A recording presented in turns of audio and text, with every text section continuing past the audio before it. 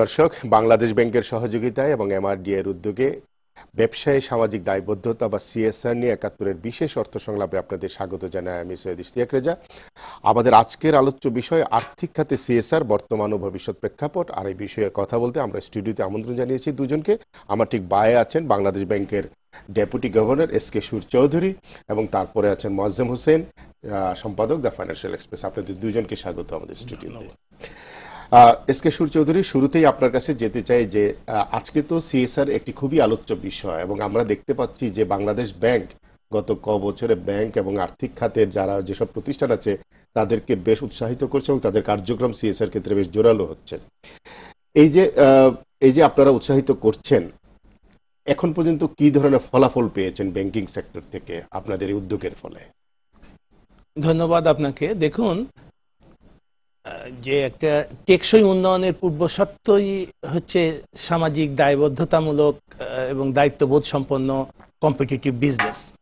ব্যাংকগুলো জনগণের কাছ থেকে আমানত গ্রহণ করে সেই আমানত খাটিয়ে লাভ করে এবং এই লাভের যদি একটি ক্ষুদ্র অংশ সামাজিক উন্নয়নে ব্যয় করা হয় তাহলে সমাজের কল্যাণ হবে এবং উন্নয়ন হবে, যাতে করে তাদের ব্যবসা বাণিজ্য আরও ভবিষ্যতে উন্নয়ন ঘটবে। এইটাকে লক্ষ্য সামনে রেখে বাংলাদেশ ব্যাংক 2008 সালে প্রথম এই সিএসআর নীতিমালা জারি করে। 2010 সালে ব্যাংকগুলোকে সিএসআর ডেস্ক স্থাপনের কথা বলা হয়। 2011 সালে তাদের সিএসআর এক্সপেন্ডিচারের 30% অন্তত যাতে শিক্ষা খাতে ব্যয় হয় সেই ব্যাপারে নির্দেশনা দেওয়া হয়। এরপরে 2012 সালে আমরা জেন্ডার ইকুয়ালাইজেশন পারফরমেন্সের উপরে রিপোর্টিং করতে বলি। এইভাবে নানামুখী মনিটরিং ব্যবস্থা, আপনি যেটা বলেছেন সত্য, করার ফলে সিএসআর একটা আন্দোলনের রূপ নিয়েছে এবং বাংলাদেশে ব্যাংক এবং আর্থিক প্রতিষ্ঠানগুলো কর্তৃক এই সিএসআর ব্যয় মানে ডাইরেক্ট এক্সপেন্ডিচার এবং ইনডাইরেক্ট এক্সপেন্ডিচার বাড়ছে এবং সমাজের একটা কল্যাণমুখী পদক্ষেপ নিচ্ছে, কারণ তৈরি হচ্ছে। আমরা সিএসআর সংক্রান্ত নীতিমালায় দুটো দিকটা হাইলাইট করেছি। একটি হচ্ছে ডাইরেক্ট এক্সপেন্ডিচার আর একটি হচ্ছে ইনডাইরেক্ট এক্সপেন্ডিচার। ডাইরেক্ট এক্সপেন্ডিচার বলতে যে তাদের লভ্যাংশের একটি অংশ তারা কৃষি, তারা স্বাস্থ্য, তারপরে পরিবেশ উন্নয়ন, পরিবেশ বিপর্যয় থেকে শিক্ষা, পুষ্টি ইত্যাদি খাত করে দিয়েছে। আমরা 7টা খাত এখানে করেছিলাম, সেই খাতে ব্যয় করবে। এর বাইরে যে ব্রড বেসড ফাইন্যান্সিয়াল ইনক্লুশনের কথা আপনারা শুনছেন, যে টেকসই উন্নয়নের পূর্বশর্ত, অর্থাৎ কৃষি ঋণ প্রদান করা, এসএমই ক্রেডিট প্রদান করা, তারপরে ফাইন্যান্সিয়াল ইনক্লুশনের অংশে নারী উদ্যোক্তাদেরকে ঋণ প্রদান করা, নারী উদ্যোক্তাদের এম্পাওয়ারমেন্ট, ওমেন এম্পাওয়ারমেন্টের জন্য তাদেরকে সেলফ রিলায়েন্ট করতে তাদেরকে নানামুখী সহজ শর্তে এবং স্বল্প সুদে ঋণ প্রদান করা, এবং এই যে mobile financial service, agent banking, এটার মাধ্যমে যে ফাইন্যান্সিয়াল সেবা দেওয়া হচ্ছে। প্রতিনিয়ত গ্রামে আমরা অ্যাকাউন্টে প্রায় প্রতি মাসে 300 কোটি টাকা ইয়েতে যাচ্ছে, গ্রামে যাচ্ছে এবং গ্রাম থেকে শহরের ট্রান্সফার হচ্ছে। ফলে হচ্ছে কি যে উৎপাদনমুখী কর্মকাণ্ডে মানুষের অংশগ্রহণ পাচ্ছে, মানুষের আয় বাড়ছে, অভ্যন্তরীণ চাহিদাও বৃদ্ধি পাচ্ছে, সৃষ্টি হচ্ছে, মার্কেট তৈরি হচ্ছে এবং গ্যাপটা কমে আসছে শহর এবং গ্রামের মানুষের ইনকামের মধ্যে। আজকে আমাদের যে পার ক্যাপিটা ইনকামের উন্নয়ন দেখছেন, এর পিছনেও কিন্তু এই সিএসআর এর একটা বিরাট ভূমিকা রয়েছে এবং বাংলাদেশ ব্যাংকের একটা কঠোর নজরদারি এবং উৎসাহদানের ফলে এবং নীতিমালা প্রণয়নের ফলে যে সিএসআরটাকে আমরা মূল বিজনেসের সাথে ইন্টিগ্রেট করতে পেরেছি এবং সেইটার এই যে ফাইন্যান্সিয়াল ইনক্লুশন ফলাফল একটা দেখছি, সেটা ইতিবাচক। চৌধুরী, আপনার কাছে আবার ফিরবো। আমরা একটু মোয়াজ্জেম হোসেনের কাছে যেতে চাই। মোয়াজ্জেম হোসেন, আমরা বাংলাদেশ ব্যাংকের যে উদ্যোগটা আমরা দেখতে পাচ্ছি, আমরা দেখছি যে শুধু ব্যাংক নয়, ব্যাংক বহির্ভূত যে আর্থিক খাত তাদেরও সিএসআর এর প্রতি উৎসাহ আমরা লক্ষ্য করছি গত কিছুদিন থেকে, কয়েক বছর থেকে। আপনার কাছে কি এইসব কোম্পানির গুড প্র্যাকটিস সম্পর্কে কোনো ধারণা আছে? তারা কি ধরনের কাজ করছে? সিএসআর বাংলাদেশ ব্যাংকের কর্তৃত্ব কিন্তু শুধু ব্যাংক খাতে না, আর্থিক খাতে সার্বিকভাবে নন ব্যাংকিং ফাইন্যান্সিয়াল ইনস্টিটিউশনগুলিও আছে। আমার মনে হয় বাংলাদেশ ব্যাংক আস্তে আস্তে তার সিএসআর পরিধিটা নন ব্যাংকিং ফাইন্যান্সিয়াল খাতেও ওনারা প্রসারিত করেছেন। সিএসআর রিপোর্টটা যদিও ম্যান্ডেটরি কিনা আমি জানি না, আমরা সবাইকে সিএসআর রিপোর্ট করতে হয়। বাংলাদেশ ব্যাংকের যেসব ফাইন্যান্সিয়াল ইনস্টিটিউশনগুলি যাদের উপরে বাংলাদেশ ব্যাংক তার রেগুলেটরি নিয়ন্ত্রণটা রাখেন। আর আপনি যে ইস্যুটা করছেন অত্যন্ত প্রাসঙ্গিক ইস্যু। এরা আপনি সেটা বলছেন সিএসআর খাতে যে এক্সপেন্ডিচার গুলি হচ্ছে সেগুলি কতটুকু পর্যন্ত ভিতর দিয়ে হচ্ছে। সিএসআর একটা বড় জিনিস, সিএসআরটা টেকসই উন্নয়ন। সিএসআর এর সবচেয়ে বড় জিনিস সাস্টেনেবিলিটি, মানে যে কাজটা আমি করছি সেটা ওয়ান গো এক্সপেন্ডিচার না, সেটা শুধু একটা চ্যারিটির সাথে ফিলান্থ্রপির সাথে সিএসআর এর ডিফারেন্স হচ্ছে এখানে। এটা বোধহয় কেন্দ্রীয় ব্যাংক অনুধাবন করেন। যদি এটা ওয়ান গো হয়, চ্যারিটি হয়, ডোনেশন হয়, আপনি দিচ্ছেন কারিগর, সেটা এক ধরনের কাজ। সেটা কিন্তু আমাদের দেশে আমার মনে হয় অনেক আগ থেকেই এটা চলে এসেছিল, ব্যাংক না ইন্ডিভিজুয়াল লেভেলে করে যাচ্ছেন, সেটা আমরা সবাই জানি। কিন্তু সিএসআর এর জন্য সবচেয়ে ইম্পর্টেন্ট হচ্ছে একটা সিএসআর স্ট্র্যাটেজি, কৌশল। অ্যাকচুয়ালি যে কৌশলটা হবে আপনার সাস্টেনেবল গ্রোথের জন্য শিক্ষা, স্বাস্থ্য, যেগুলি সামাজিক খাত এবং সমাজের দুর্বলতম জনগোষ্ঠীকে অর্থনৈতিক কর্মকাণ্ডের মেইন স্ট্রিমিং করা অ্যাকচুয়ালি ফ্যাসিলিটেট করে। সিএসআর কিন্তু কোনো ব্যাংক বা যে অর্গানাইজেশনটা করেন তার প্রফিটের বাইরের, তার ডাইরেক্টলি প্রফিটের সাথে সেটা সম্পৃক্ত না, সেটা তার প্রফিটকে অ্যাড করতে পারে না। কিন্তু একটা জিনিস যে সুরবাবু বলছেন কারেক্টলি, ডিউটি গভর্নর সাহেব, সেটা হচ্ছে লং টার্ম বিজনেস গ্রোথের সেটা একটা সাস্টেনেবল বেস ক্রিয়েট করে। টোটাল এক্সপানশন যদি হয় আপনার অর্থনীতির এর মাধ্যমে কর্মকাণ্ডের, তাহলে কিন্তু ব্যাংকগুলিতে আর আর্থিক প্রতিষ্ঠানগুলিতে আর বিনিয়োগ। কিন্তু এর বাইরে আমার ব্যক্তিগত অভিজ্ঞতা, কিছু কিছু অভিজ্ঞতা কিন্তু অত্যন্ত ভালো, কিছু কিছু অভিজ্ঞতা কিন্তু আমার মনে হচ্ছে সিএসআর, ধরেন এগুলি যদি বাংলাদেশ ব্যাংকার্স অ্যাসোসিয়েশন বলে দেয় আমি এখানে টাকা দিতে হবে, এগুলি কিন্তু সিএসআর এর আমার মনে হয় সঠিক কৌশলগত নীতি হতে পারে না। সিএসআর করার জন্য প্রত্যেকটা ব্যাংকেরই সিএসআর স্ট্র্যাটেজি থাকা উচিত। এবং আমি জানি বাংলাদেশ ব্যাংক প্রত্যেকটা ব্যাংকের কাছ থেকে একটা সিএসআর রিপোর্ট নেন এবং তারা পরবর্তী মনিটরিংটা আছে এবং উৎসাহটা আছে। লিস্টেড কম না দাদা, একটা এই ইস্যুটা যদি আরেকটু প্রসারিত যদি করা, যদি আমাকে সময়টা দেওয়া যায়, সেটা শুধু আর্থিক খাত না, আর্থিক খাতের বাইরে আপনার যদি সেটা যদি লিস্টেড কোম্পানির ক্ষেত্রে করা যেত ভালো হতো। আরেকটা জিনিস আমি বলে শেষ করব, সিএসআর তারাই করতে পারবেন যারা গুড কর্পোরেট গভর্নেন্স প্র্যাকটিসটা যাদের আছে। কিন্তু গুড গভর্নেন্স প্র্যাকটিস করবো না সিএসআর করবো, সেটা কিন্তু কনফ্লিক্টিং, সেটা আশাও করা যায় না। গুড কর্পোরেট গভর্নেন্সটা সিএসআর এর অংশ না, সেটা হচ্ছে আপনার আইনগতভাবে good corporate law of the land. Mozammel Hossain এবং এস কে সূর্য চৌধুরী আপনাদের সাথে কথা বলছি, কিন্তু আমরা সম্প্রতি বাংলাদেশ ব্যাংকের গভর্নর মহোদয়ের একটি সাক্ষাৎকার নিয়েছি এই সিএসআর বিষয়ে। আমরা একটু শুনে আসি সেই সাক্ষাৎকারে উনি যা যা বলেছেন তার অংশগ্রহণ এবং তার কেন্দ্রীয় ব্যাংকের ভূমিকা নিয়ে সিএসআর খাতে। দর্শক, আমরা কথা বলছিলাম মোয়াজ্জেম হোসেন এবং এস কে সূর্য চৌধুরীর সাথে সিএসআর নিয়ে বাংলাদেশ ব্যাংকের গভর্নরের কিছু মন্তব্য আমরা শুনে আসি। আসলে সমাজের জন্য যদি আমরা কাজ করি, সমাজ আমাদেরকে কিন্তু ডিপ্রাইভ করে না, সমাজই আমাদের জন্য চাহিদা তৈরি করে, সমাজ আমাদের রিপুটেশন তৈরি করে। সুতরাং সেই সমাজের কাছে আমরা কৃতজ্ঞ, যে সমাজের টাকায় আমরা পড়াশোনা করেছি, আমরা যে সমাজের কল্যাণে আমরা আমাদের স্বাস্থ্য পেয়েছি। সুতরাং সেই সমাজের জন্য কিছু করাটা এটা আমাদের নৈতিক দায়িত্বও বটে। এবং বিজনেস হাউসগুলো যারা, তারা একটা পর্যায়ে আছে তাদের প্রফিটের, তারপরে কিন্তু তাদের আর প্রফিটের তত প্রয়োজন হয় না। Look at tata, look at organization like Bill Gates and others, তারা কি করেছেন, তারা সমাজে এখন পুরোপুরি সমাজের জন্যই তারা এঙ্গেজড হয়ে আছেন। সুতরাং আমার মনে হয় যে বাংলাদেশেও ধীরে ধীরে এই কর্পোরেট হাউসগুলো এগিয়ে আসছে এবং আমরাও তাদের দিকে তাকিয়ে আছি। আমরা বাংলাদেশ ব্যাংক থেকে যেমন নীতিমালা দিয়েছি, আমি আশা করব যে অন্যান্য রেগুলেটর যারা আছেন তারাও এই সমস্ত বিজনেস কর্পোরেটদের জন্য এরকম নীতিমালা তৈরি করবেন। আমরা দেখছিলাম বাংলাদেশ ব্যাংকের গভর্নরের বক্তব্য। আবার আমরা আলোচনায় ফিরে আসছি। এস কে সূর্য চৌধুরী, আপনারা কি কোনো চ্যালেঞ্জ দেখতে পাচ্ছেন এই সিএসআর? আপনারা যে উৎসাহিত করছেন, আপনারা ভূমিকা রাখছেন, কিন্তু বর্তমান সময়ের কোনো চ্যালেঞ্জ আছে কি? দেখুন, সব মহৎ কাজেই কিছু কিছু চ্যালেঞ্জ থাকেই। সিএসআরেও কিছু চ্যালেঞ্জ রয়েছে, যে চ্যালেঞ্জগুলো বাংলাদেশ ব্যাংক যে প্রণীত নীতিমালা সিএসআর যে গাইডলাইন আমরা দিয়েছি, আমরা এর আরো এক্সহস্টিভ গাইডলাইন প্রণয়ন করার চেষ্টা করছি।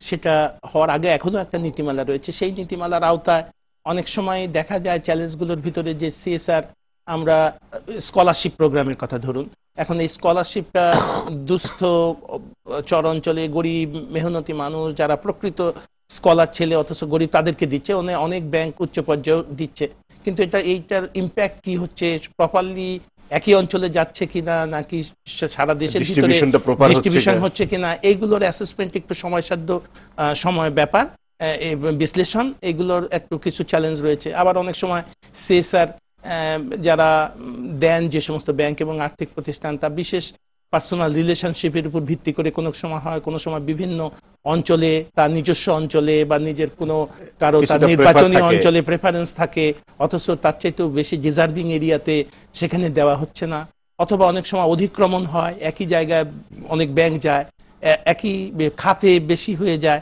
আবার বঞ্চিত দুস্থ চর অঞ্চল যে সমস্ত অবহেলিত অঞ্চল সেখানে কিছুটা বঞ্চনা থাকে, এই একটা দিক আছে। আরেকটি চ্যালেঞ্জের দিক রয়েছে, সেটি হচ্ছে যে নীতিমালা। আপনারা জানেন যে সরকার এখন এসআরওর মাধ্যমে 22টি খাতে যদি সিএসআর এক্সপেন্ডিচারের উপরে 10% কর রেয়াত দেয়, এবং এই কর রেয়াতটা একটা incentive given by the government to the banks and financial institutions, কিন্তু এই কর রেয়াত দিতে হলে তাদের কিছু বাধা তারা ফেস করে। যেমন ধরেন এখানে যে সিএসআর প্রকৃত সিএসআর এক্সপেন্ডিচারের উপরে 10% দিবে, এখন সেখানে একটা প্রশ্ন রয়ে গেছে, সেটা পেতে হলে কিছু পূর্বশর্ত থাকে যে ব্যয়িত অর্থের 8 কোটি টাকা অথবা 20 কোটি টাকা, তার মধ্যে হুইচ এভার ইজ লেস। অনেক ব্যাংক এর চাইতে অনেক বেশি সিএসআর করে থাকে, ফলে তাদের এই ক্লেমটা হয় না। সিএসআর এর যে 22টি খাত যথেষ্ট খাত, তার ভিতরেও অনেক খাত আছে যেমন গ্রিন ফাইন্যান্স, গ্রিন ব্যাংকিং ইত্যাদি ইনক্লুসিভ খাতগুলো এর মধ্যে এখনো আসেনি। সেইগুলো কিছু আমরা ইতিমধ্যে এমআরডিআই এবং বিআইবিএম বাংলাদেশ ব্যাংকের সহায়তা একটা সেমিনার করেছি এই বিষয়ে, এবং কিছু সাজেশনও আমরা দিয়েছি।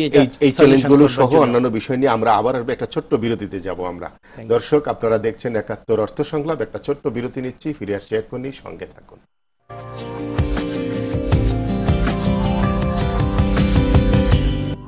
আরেকবার স্বাগত ৭১ অর্থ সংলাপে। আমরা কথা বলছি আর্থিক খাতে সিএসআর বর্তমান ও ভবিষ্যৎ প্রেক্ষাপট, এবং এই সিএসআর এর এই অর্থ সংলাপটির বাংলাদেশ ব্যাংকের সহযোগিতায় এমআরডি এর উদ্যোগে অনুষ্ঠিত হচ্ছে।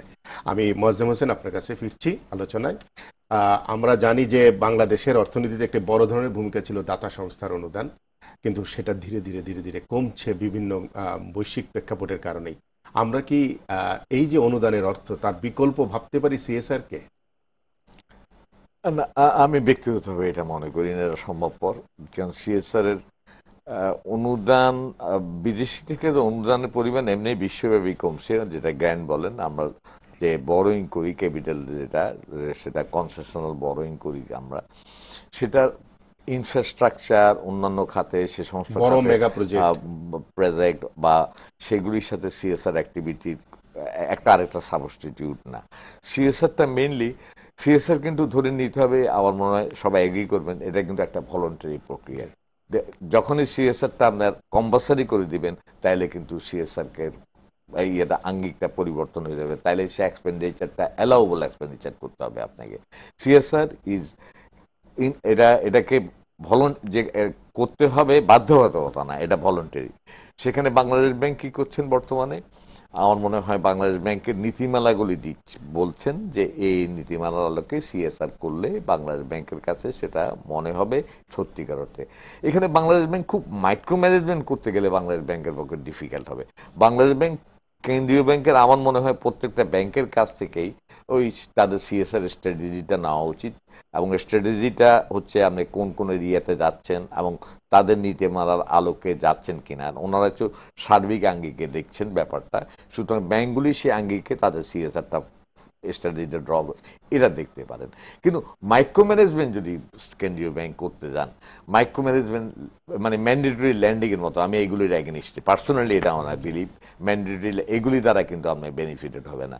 আপনাকে মেইন জিনিস হচ্ছে ব্রডার গাইডলাইনের আলোকে ব্যাংকগুলি তার সিএসআর স্ট্র্যাটেজি করবে, এবং সেখানে দেখেন অনেকগুলি প্রবলেম আছে। অনেক ব্যাংকের ক্ষেত্রে দেখা যায় কোনো কোনো ডাইরেক্টর তার নিজস্ব এরিয়াতে সুফল দেওয়ার জন্য নিজের মাদ্রাসা, মক্তব বা ডোনেশনকে ব্যাংকের উপর চাপিয়ে এখানে দিয়ে নজরদারির বিষয়টা, এখানে monitoring এর নজরদারি, বিষয়টা। এগুলি কিন্তু নজরদারি করা দরকার। আমি চ্যারিটি এন্ড ডোনেশন যে জন্যটাকে আপনি কোনোভাবে সিএসআর হিসেবে CSR ধরতে পারবেন না, সাস্টেনেবল ডেভেলপমেন্টের দিকে যাওয়া উচিত। শিক্ষা খাতে আমার মনে হয় ভালো, কিন্তু আরেকটা খাত আমার পক্ষে ইম্পর্টেন্ট, পরিবেশ ছাড়াও, গ্রিন ব্যাংকিং ছাড়াও, সেটা হচ্ছে স্বাস্থ্য খাতে, নিউট্রিশন খাতে, প্লাস মহিলাদের এম্পাওয়ারমেন্ট নারী ক্ষেত্রে, সেখানে উদ্যোক্তা সৃষ্টিতে। স্কিল ফরমেশনের ক্ষেত্রে লোন দেওয়াটা কিন্তু সিএসআর এর আওতায় ডেফিনেটলি না। এটা ব্যাংকের, বাংলাদেশ ব্যাংকের তার নীতিমালাই বলতে পারেন, কারণ এগ্রিকালচার ক্রেডিট দিলে উনি রিফাইন্যান্স ফ্যাসিলিটি দিবেন, উমেন এন্টারপ্রেনিয়ার দিলে রিফাইন্যান্স ফ্যাসিলিটি দিবেন, এগুলি কিন্তু মনিটারি পলিসি রায়, এগুলো একেবারে কঠোর monetary policy. SK Chowdhury, Moazzem Hossain যেটা বলছিলেন সেই আলোকে যদি বলি, তাহলে সিএসআর সার্বিকভাবে ইকোনমিতে কি ধরনের ভূমিকা আশা করেন আপনারা? দেশের অর্থনীতিতে সিএসআর এর ভূমিকা একটি গুরুত্বপূর্ণ। আমি আগেও বলেছি যে দেখুন যে সিএসআর এবং বাড়ছেই।